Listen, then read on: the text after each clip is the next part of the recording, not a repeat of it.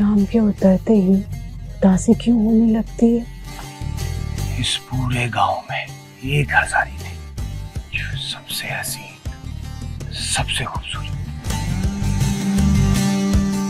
शाम के वक्त दिए जलाकर अंधेरों का मुकाबला करना बहुत अच्छा लगता है। बेशक तुम्हें अपनी फिक्र ना हो, लेकिन मैं नहीं चाहता कि तुम्हें किसी किस्म की कोई तकलीफ पहुंचे। मैं अपना टाइम सोसाइटी के मजलूमों को देना चाहती हूँ। अब जो बोलूंगा मैं बोलूंगा। बस बहुत सुन लिया तुमको। मैं एक छोटा सा बिजनेसमैन हूँ, लेकिन आपकी बेटी से मैं बहुत ज्यादा तंग। चुपचाप खामोशी से बैठी रहो। मुझको जो करना है मैं वही करूंगा, परवाह नहीं है मेरे को किसी की। ये ताकत और घमंड जो है ना, ये हमें अपने मकाम से गिरा देता है। कोई ना कोई गड़बड़ जरूर है जो तुम हम दोनों से छुपा रहे हो। लोगों को असल मकसद असल जिंदगी से दूर रखने के लिए मुख्तलिफ पॉलिसियों पे काम हो। हजारी पर किसी का जादू नहीं चल सकता। अब मुझे कोई चाहने वाली नहीं मिलेगी। हजारी तू तो अब गई काम से। मैं सांप हूँ, सांप। मेरा डसा हुआ कभी पानी नहीं मांगता।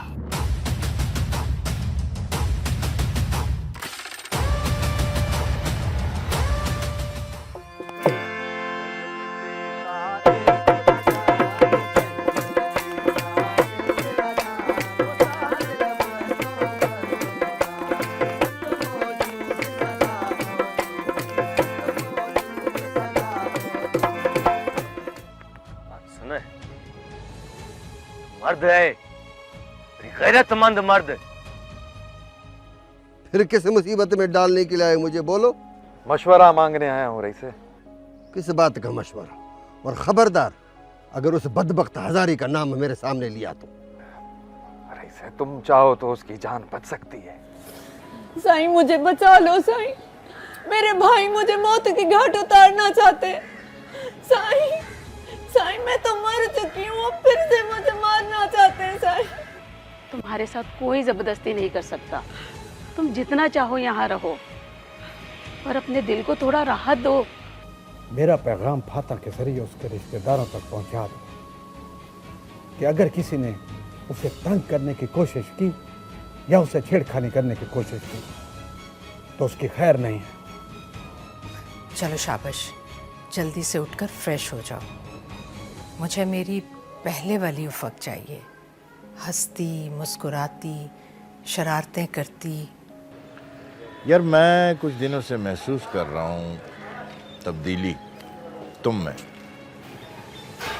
लगता है कि फिर मजाक के बोर्ड में आ जाएगी बस। सिद्दीक से उसको मैं मिलने नहीं दूंगा। रही बात हाईकोर्ट और प्रेस क्लब की, वहां उसको मैंने पहुंचने नहीं देना है और उसका मैं कोई ना कोई बंदोबस्त जरूर करूंगा। मैं सिद्दीक से मिलने जा रही हूँ, सोनिया कत्ल केस वाला। बीबी जी अब की ना आपने सही बात, वो एक खतरनाक कैदी है, आप उससे नहीं मिल सकती। हमें सख्ती से ऑर्डर है कि कोई मुलाकात नहीं कर सकता। जी कौन बोल रहा है? मेरा नाम इमदाद है और मैं एक छोटा सा बिजनेसमैन हूँ। इस शहर में फलाई, समाजी और सियासी काम करता हूँ, लेकिन आपकी बेटी से मैं बहुत ज़्यादा तंग हूँ। सर अगर मैं सारे हकाइक के साथ आऊँ तब तो आप मेरी मदद करेंगे। देखिए मुज़फ़्फ़र, मैं आपको डिस्करेज नहीं कर सकता।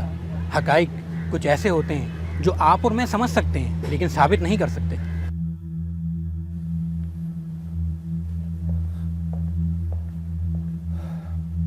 सर सारे रास्ते बंद कर दिए हैं उसके।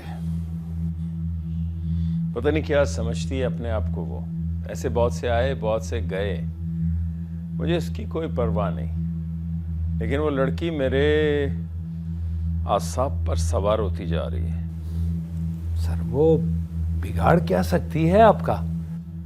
कुछ भी नहीं, मेरा कुछ नहीं बिगाड़ सकती, लेकिन मेरा कीमती वक्त बर्बाद हो रहा है। मैं 2 टके के इन मामलात में उलझना नहीं चाहता। मैं इनकी औकात जानता हूं। लेकिन सर वो इस तरह भी तो काबू नहीं आ रही है जैसा आप चाहते हो। इन जैसों का इलाज भी मैं जानता हूं। बस ना चाहते हुए अब मुझे वो भी करना पड़ेगा जो मैं करना नहीं चाहता था।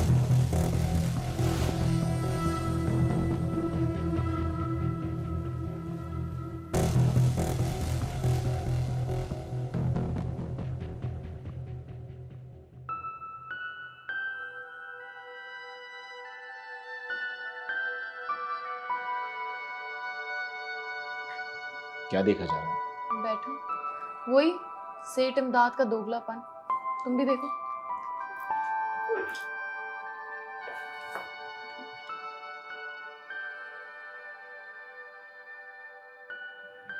न जाने लोग होते कैसे हैं, अपने आप को दिखाते क्या हैं। मैं तो खुद हैरान हूँ, लोग इन्हें कैसे कबूल करते हैं। इनकी हर बात मानते हैं, इनके साथ ताबेदारी दिखाते हैं। उफक, ये तो हमारी पूरी सोसाइटी का मसला है। जिन लोगों के पास पैसे की फरावानी होती है उन्हीं को मुअज़्ज़ज़ और मातबर समझा जाता है। लोग उन्हीं के आगे जाके झुकते हैं। अली, हमें इन दो चेहरे वाले लोगों को बेनकाब करना होगा, किसी भी सूरत में। नहीं उफक, मुझे नहीं लगता हमें ये करना चाहिए, क्योंकि ये काम करना इतना आसान नहीं होगा। इन लोगों का दायरा कार बहुत वसी होता है, इनके बहुत ताल्लुकात होते हैं। आप नहीं जानती, ये लोग मुकम्मल एक माफिया की तरह काम करते हैं। तुम्हारे कहने का क्या मतलब है? तो हम भी इनके सामने झुक जाएं, इनके साथ ताबेदारी दिखाएं दूसरों की तरह? मेरा ये मतलब नहीं है, लेकिन ये लोग वो क्या? वो तो इनके गिरबानों तक पहुंचकर ही कामयाबी मिलेगी। वो तो है। अली, मुझे एक बात बताओ, सच सच बताना, क्या तुम रिलैक्सेशन चाहते हो? तुम्हारा दिल उठ गया है? नहीं उफक, ऐसा तो नहीं है। फिर क्या बात है, बताओ मुझे। बहुत ज्यादा मोहतात और कॉम्प्रोमाइजिंग होते जा रहे हो, ऐसा क्यों है? आप वजह जानना चाहती हैं? हाँ, तभी पूछा है, बोलो।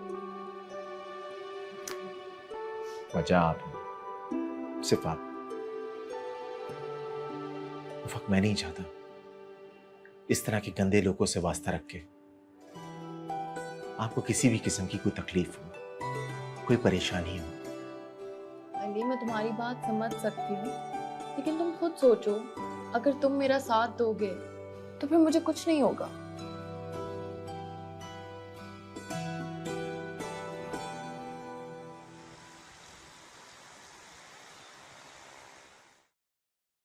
अली, हमारी नेक्स्ट मीटिंग कब है? अली, हेलो, मैं तुमसे कुछ कह रही हूँ, सुन रहे हो? उफक, मैं सुन रहा हूं और साथ साथ समझने की कोशिश कर रहा हूं। क्यों, क्या मैंने फ्रेंच बोली है?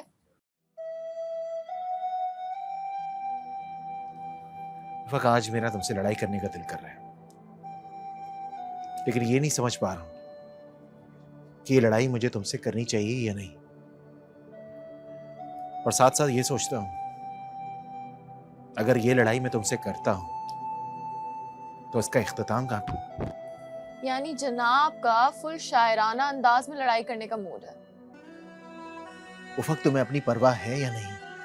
ऑफ कोर्स है, मुझे अपनी परवाह क्यों नहीं होगी, लेकिन मजा तो तब आता है ना जब कोई और परवाह करे। उफक, मैं सीरियस हूं। हाँ, वो तो लग रहा है तुम्हारे चेहरे से। उफक, तुम्हें हर बात मजाक क्यों लग रही है? तुम क्यों नहीं समझ रही हो? तुम्हारी जान को खतरा है। तुम्हारी ये हिम्मत, तुम्हारी ये बहादुरी, तुम्हारी ये जुर्रत तुम्हें किस कदर नुकसान पहुंचा सकती है, तुम्हें इस बात का अंदाजा है? उफक, बेशक तुम्हें अपनी फिक्र ना हो, लेकिन मैं नहीं चाहता कि तुम्हें किसी किस्म की कोई तकलीफ पहुंचे। अली, इतना मोहतात रहना भी सही नहीं होता। अपने खौफ को और अपने डर को थोड़ा फेस करो। और तुम मुझसे हमदर्दी तो नहीं कर रहे, तुम तो मुझे अपनी खुदगर्जी जाहिर कर रहे हो। खुदगर्जी? उफक, वो भी मैं? हाँ, तुम अपनी बातें सुनो, सोचो और उन पे गौर करो कि तुमने मुझे अभी बोला क्या है। उफक, तो मेरी बातों का गलत मतलब ले रही हो। अपनी ख्वाहिश, अपनी खुदगर्जी के जीने से उतर कर हम से हम का सफर तय करना होता है, तभी मुश्किलें आसान होती हैं। ठीक है उफक, मैं अपने अल्फाज वापस लेता हूँ। अच्छा, नाराज क्यों हो रहे हो? इधर देखो, देखो ना इधर। उतरे हुए मुंह के साथ भी अच्छे लग रहे हो। चलो चले। सुरमई ख्यालों में रेत के मकानों, सुरमई ख्यालों में रेत के मकानों में।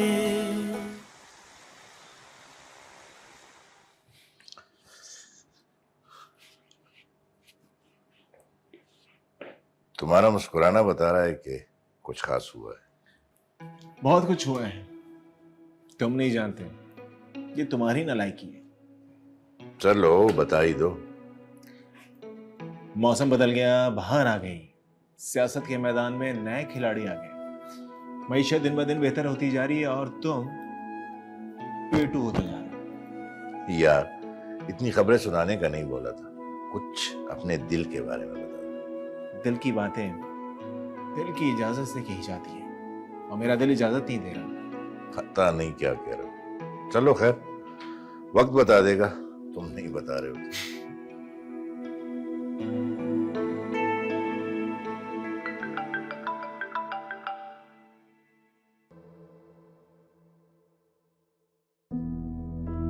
ये आखिरी पैगाम है, इसके बाद कोई पैगाम नहीं आएगा।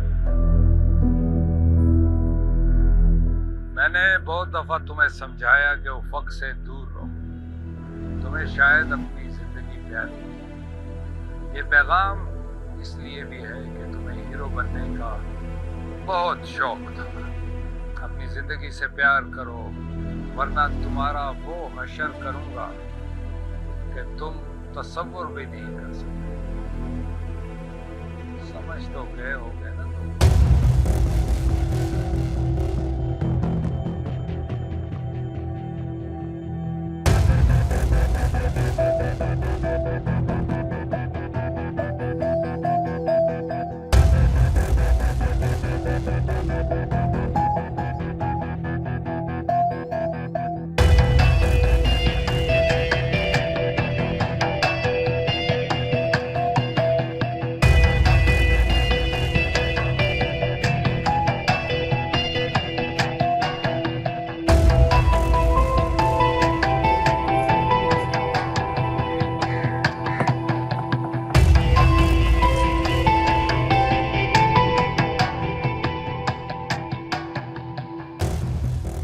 बड़ी दलेर लड़की है, मानना पड़ेगा। और आप लोग बड़े बुज़दिल लोग हैं, ये मैं जान गई।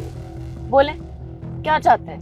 हमारी चाहत सिर्फ इतनी है मैडम कि सोनिया के केस से हाथ उठा सेठ इमदाद अली और उसकी फैमिली को बदनाम ना करो, वरना क्या क्या कर लेंगे आप? लगता है आपको अपनी जिंदगी प्यारी नहीं। मैं जिन मजलूमों की आवाज बन चुकी हूँ वो ही मेरी जिंदगी है और मेरी जिंदगी का मकसद है। अब मेरे रास्ते से हटो। आपने अपने रास्ते खुद बंद किए हुए हैं, हम क्या कर सकते हैं? मैं उन जालिमों को बेनकाब करके ही छोड़ूंगी। अब हट जाओ मेरे रास्ते से। उसके लिए आपके पास वक्त रहेगा तब कर सकोगे। ज्यादा बकवास करने की जरूरत नहीं है और मेरा रास्ता छोड़ो।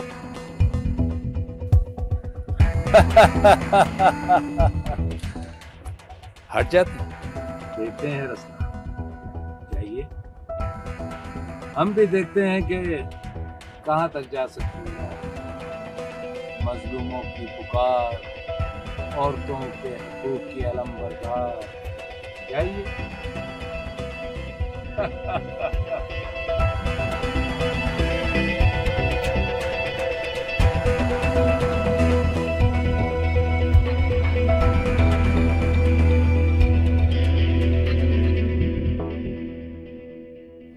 अली, मैंने कभी जिंदगी में तुम्हारा साथ नहीं मांगा। पता नहीं कब कैसे तुम मेरे इतने करीब आ गए। हाँ, शायद तुम मेरी आदत सी बन गए हो। उफक, कभी कभी मुझे ऐसा लगता है कि मेरा एहतराम आपके लिए मेरी चाहत के दरमियान आ जाता है। जानती हो, मैं चाह कर भी अपनी चाहत का इजहार नहीं कर पाता। अली, तुम मेरी बात क्यों नहीं समझते? कभी कभी बहुत सारी बातों में इजहार इजाफी होता है। तुम्हारा साथ ही मेरी गवाही है, तो फिर हम लफ्जों के मोहताज क्यों? उफक, इजहार में तस्कीन का पहलू होता है, जैसे किसी ख्वाब की ताबीर को पा लेने की खुशी, किसी को पा लेने का नशा, या किसी अपने के पास आ जाने की मध्यम पुकार।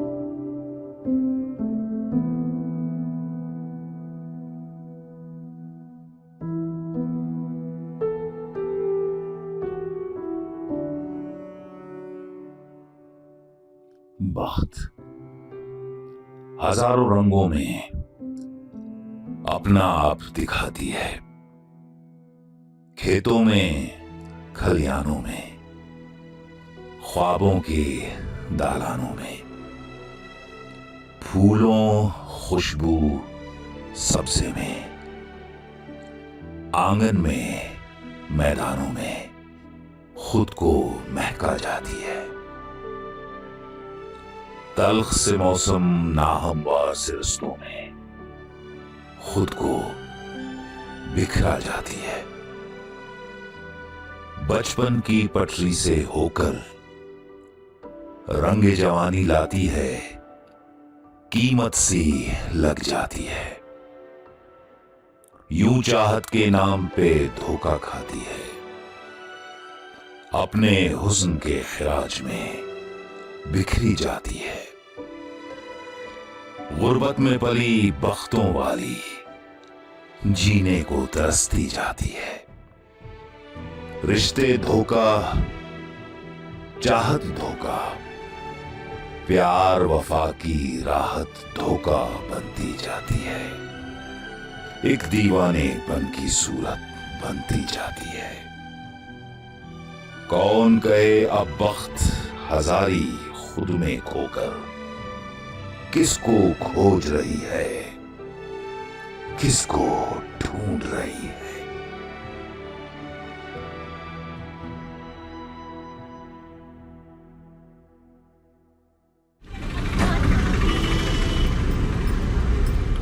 अली, तुमने मुझ में कितनी बुरी आदतें डाल दी हैं। आदत अगर बाहर घूमने फिरने की हो, ये तो कोई बुरी आदत नहीं है। तुम्हें पता है, जब मैं ऑफिस में थक जाती हूँ तो मेरे यहाँ आने का बहुत दिल करता है, और मैं यहाँ आ भी जाती हूँ अक्सर। और आप जानती हैं मेरे यहाँ पे आने की वजह क्या है? मुझे बहाना मिल जाता है कि मैं थोड़ा वक्त आपके साथ गुजार सकूं। दिन ब दिन तुम्हारी चालाकियां बढ़ती जा रही हैं। पहले तो ऐसे नहीं थे।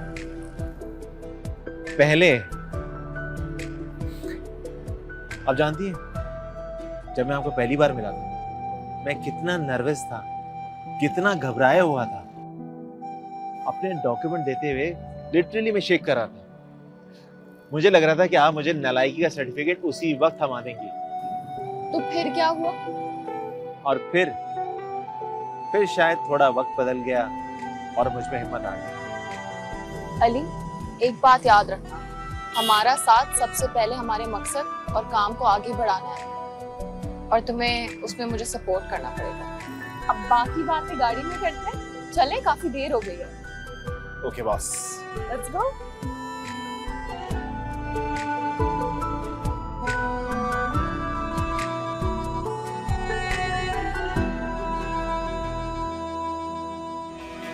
सुरमई ख्यालों में रेत के मकानों में, सुरमई ख्यालों में रेत के मकानों में।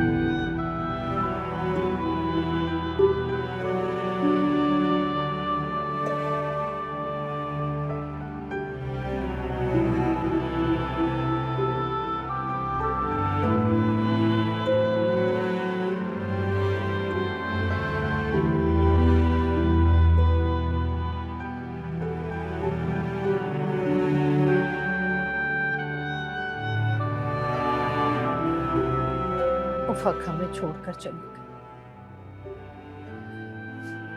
वीरान कर गई इस घर को।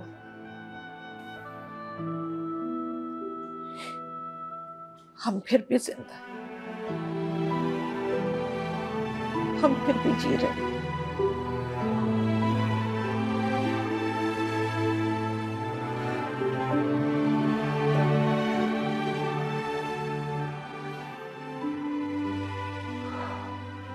अतली,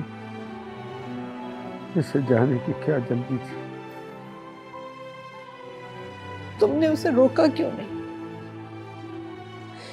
हिफाजत क्यों नहीं की बेटी की?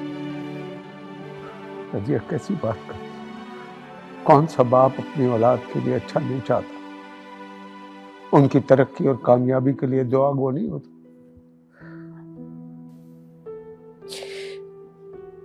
मेरी बेटी का क्या कसूर था? उसने तो कभी किसी का बुरा नहीं चाहा, उसकी किसी से दुश्मनी नहीं थी। हमारी बेटी सच्चाई का इल्म लेकर आगे बढ़ी थी, जुल्म और नाइंसाफियों के खिलाफ खड़ी हुई थी, गरीब और मस्कीनों की आवाज बनी थी, जिसकी उसे सजा मिली है। मेरी बेटी ने शहादत का रुतबा हासिल किया है। अब हर तरफ लोग इसकी दलेरी और बहादुरी की मिसालें दे रहे हैं, उसको सलाम पेश कर रहे हैं। मैं भी इसे सलाम पेश करता हूं।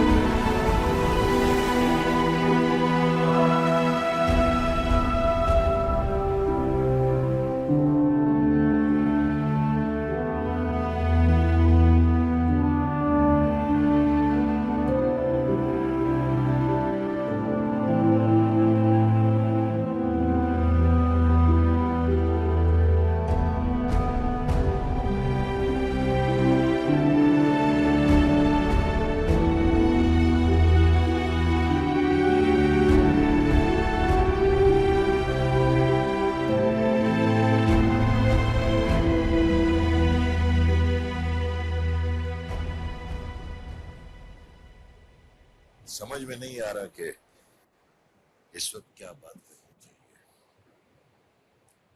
वो कयूं चले जाना कयामत से कम नहीं। वो हमें तन्हा कर गई और तुम। मैं समझाता रहा, मैं रोकता रहा, लेकिन उफक ने मेरी नहीं मानी। वो जुल्म और जबर के खिलाफ लड़ना चाहती थी।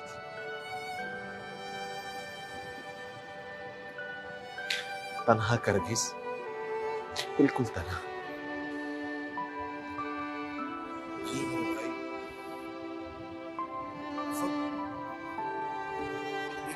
मकसद के लिए लड़ती रही और उस मकसद को साथ लेके लड़ते लड़ते शहीद हो गई। वो बड़े काम के लिए लड़ रही थी। उसका मकसद अब मैं पूरा करूंगा। जिंदगी की आखिरी सांस तक इस जुल्म के निजाम के खिलाफ लड़ूंगा। रुफक जिंदा रहेगी, हम सब में दिखाई देगी। इंशाअल्लाह अली, मैं कभी तुम्हारा साथ नहीं छोड़ूंगा, हमेशा तुम्हारे साथ रहूंगा मेरे भाई।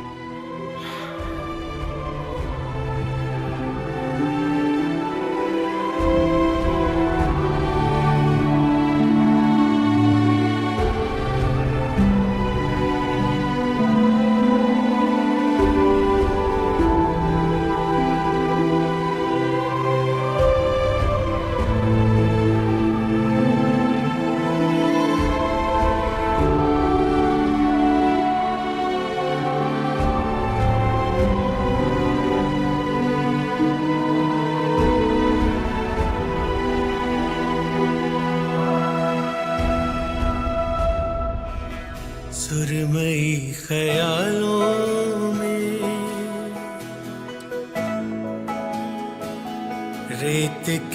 मकानों में, सुरमई ख्यालों में, रेत के मकानों में।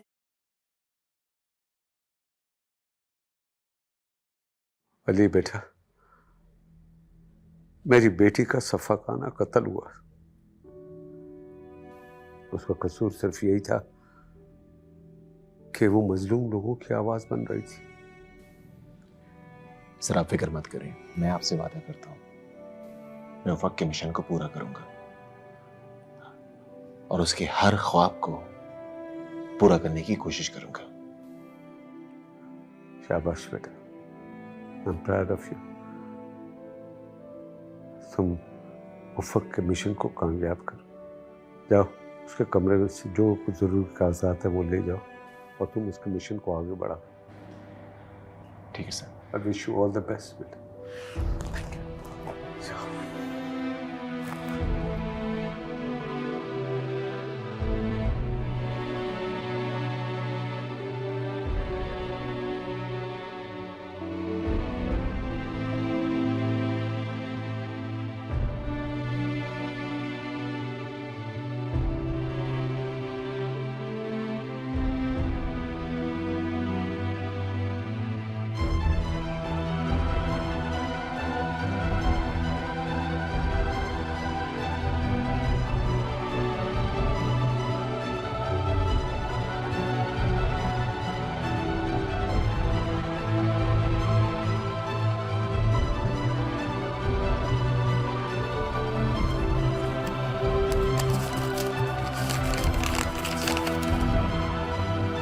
लगता है यही मेरे ख्वाबों की ताबीर है। हजारी अपने नाम की तरह खुशबख्ती और खुश नसीबी की अलामत है। हक और इंसाफ का इतना बोलबाला हो कि किसी के साथ नाइंसाफी ना हो। जो इस जुल्म और जबर की राह में बेगौर और कफन कतल हुए, वो आज इल्म और दानिश की शमा जलाए अंधेरी राहों में गुम हो गए। कोई इनकी भी आवाज़ सुने, हक और इंसाफ की जीत हो। हकीकत में इंसाफ और सस्ता इंसाफ सबके लिए हो, चाहे सोनिया जो एक सिविलाइज दुनिया की अलामत है, या फिर हजारी जो कम इल्मी के अंधेरों में रहती है। इल्म, रोशनी, मजहब से वाकफियत, अपने हुकूक की पहचान, ये हमारी जुस्तजू हो। क्या हम मिलकर, हम कौम होकर, हम आवाज होकर होप की सिमत में बढ़ सकते हैं? क्या हम तब्दीली ला सकते हैं? क्या हम इंसाफ के तराजू को बुलंद कर सकते हैं? यकीनन अदल और इंसाफ की अगर जीत होती तो हम तमाम माशरती बुराइयों और करप्शन पर काबू पा सकते।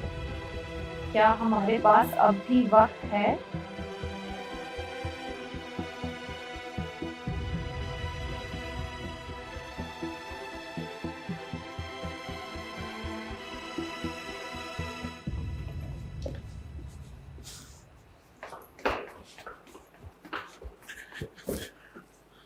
जा रहे हो बेटा? जी, थोड़ा काम बाकी है। अल्लाह तुम्हें कामयाब करे बेटा। हमारे घर के दरवाजे तुम्हारे लिए हमेशा खुले रहेंगे।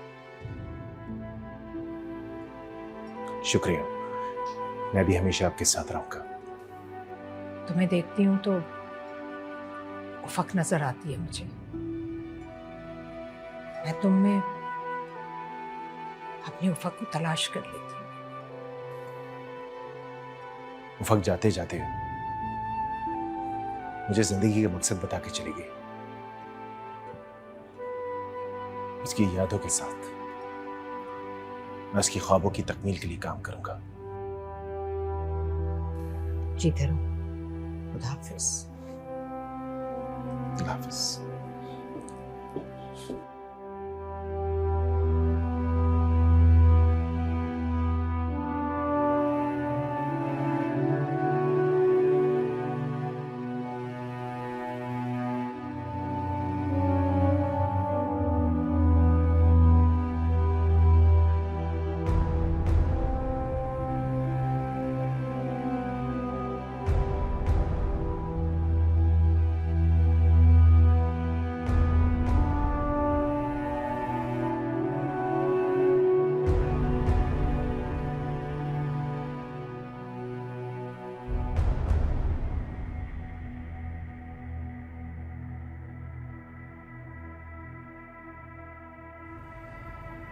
इमदाद Ali Khan,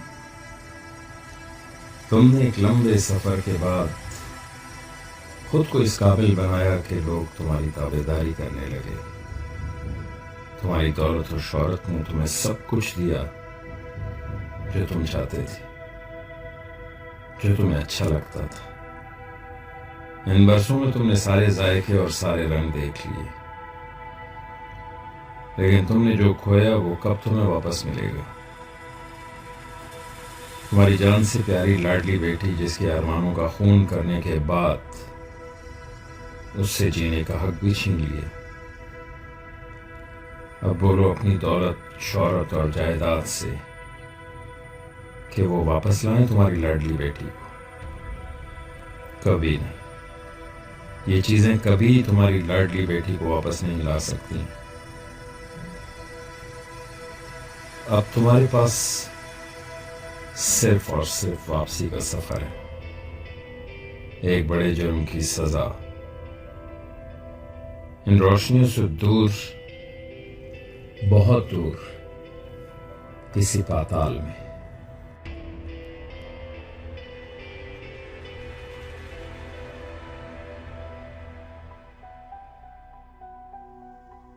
order order order.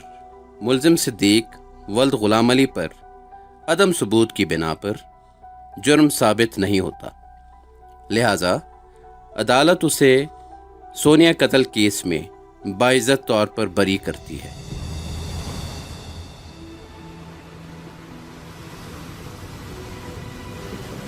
जिंदगी की धूप और छांव में जाने कितने रंग अपना आप दिखाकर उजालों की ओट में छुप जाते हैं। कहीं कहीं इनके नक्श रह जाते हैं। बख्त हजारी भी उन रंगों में एक मिसाल है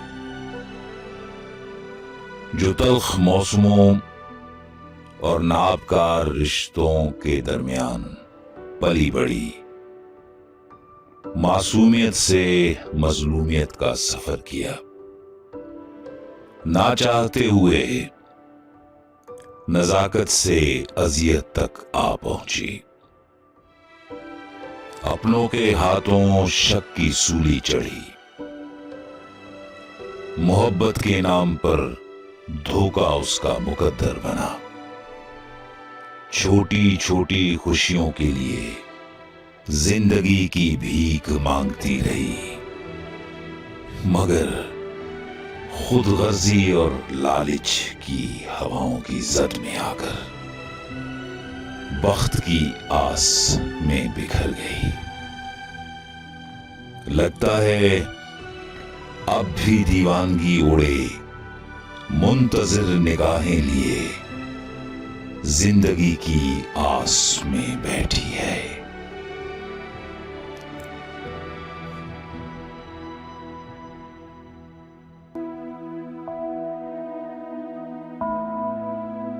खुश रैन सुहाग की जो मैं जागी पी के संग, तन मेरा मन प्रीतम का सो दो भाई